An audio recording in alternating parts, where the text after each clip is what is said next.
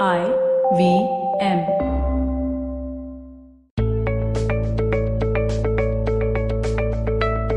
Hey guys, how's it going? You've just tuned into episode W of the Positively Unlimited podcast. And the card I've pulled today from my A to Z of Positive Action deck is all about working hard consistently. Every week we talk about different mindsets we can cultivate to help us lead stronger lives. And I share techniques on how to build these mindsets to help you harness the potential of your life. If you've been tuning into this podcast regularly, I talk a lot about knowing what you want, about focusing on clarity first. Well, here's the next step. One that comes after you've gained clarity about your desires. It's knowing what this desire demands and having the willingness to go the distance. Conviction is usually that word. So if you know what you want, ask yourself this. What are you willing to put in? How much are you willing to do? Or maybe even, what are you ready to give up if that's on that list? I'm reading this book called Think and Grow Rich by Napoleon Hill. And one of the interesting things that I've learned in this one is that it's one thing to be ready for your desire. But the key lies in remaining ready till you get what you want. So how does one remain ready? Well, by doing whatever it takes to get what you want.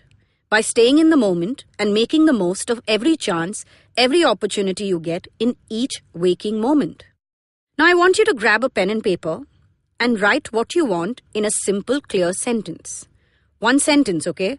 Not some long paragraph. Next, under this sentence, make 3 columns. The extreme left column is titled, What I Need to Do. So look at your desire and start listing down all that it requires you to do and be. Don't think of willingness at this point. Just be honest. Brutally so if need be. Next, take that middle column and you title it as, What am I not willing to do? And this is where it starts to get interesting.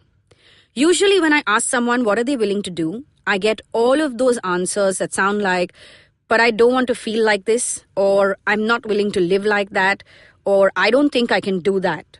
So essentially, the mind is throwing up all the blocks, thanks to our friend fear, or then these are warnings to ensure that you stay true to your values.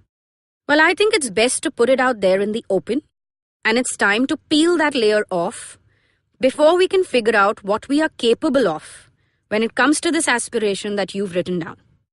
So once you've done that, remember, this is all about what you are not willing to do, right? Moving on from here, you go to that third column that's on the extreme right. And this one is titled, What am I willing to do? Now that we know what this desire requires us to do and what we are not willing to do, start filling up this third column. Be honest and admit just how much you are willing to put in, just how much you are willing to give up if that's what's needed. Once you have done this, take a few moments. Look at that middle column. Go through each item that you listed in that list which said, this is what I'm not willing to do.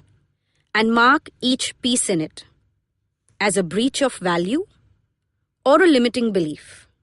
Let me give you an example. Say one of the things that your aspiration requires you to do is to bribe someone. If you are not willing to do this, is it because you believe it is wrong? Or because you don't believe you can conjure up that kind of money? That's what I mean by breach of value or limiting belief. Once you have marked each item in that list, you'll have clarity about where you stand with that desire. Either you'll know that you need to walk away from it because too many of your values will be compromised in achieving it, or then that you need to focus on breaking through a few limiting beliefs to get what you want. So what do we do with this clarity? Once you know you are willing to put in what it takes, you read that statement of desire you wrote above every single day. Yes, every single day. And you take one action towards it consistently. Remember, the key here is to not get attached to the outcome of your action or actions. The aim is to keep going no matter what, as long as your conviction in that desire holds. Which is why it's very important for you to be convinced about what you are asking for. Episode 2, which was all about being still, has some great tips on how to tune into your inner self. And that's a good way to find your conviction. And if you tune in to next Monday's episode, I'm taking this very thought further and speaking about dropping expectations and staying focused on the desire and the action plan.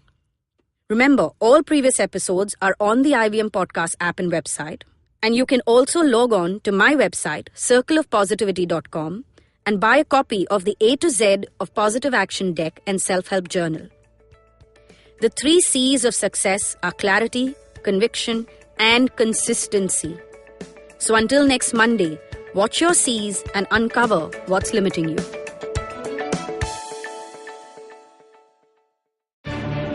Every week comes a show where 3 people come together to tell you about stuff they like.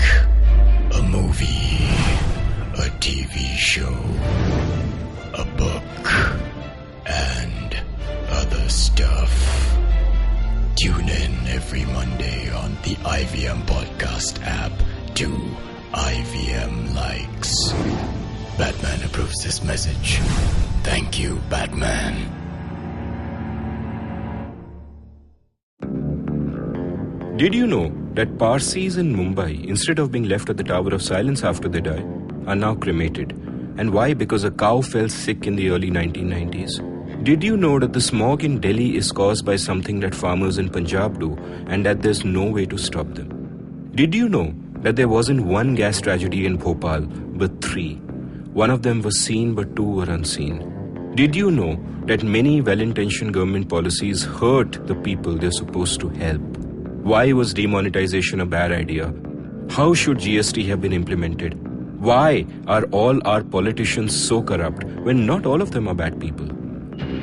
I'm Amit Verma, and in my weekly podcast, The Seen and the Unseen, I take a shot at answering all these questions and many more. I aim to go beyond the seen and show you the unseen effects of public policy and private action. I speak to experts on economics, political philosophy, cognitive neuroscience, and constitutional law so that the insights can blow not only my mind, but also yours. The Seen and the Unseen releases every Monday. So do check out the archives and follow the show at seenunseen.in. You can also subscribe to The Seen and the Unseen on whatever podcast app you happen to prefer.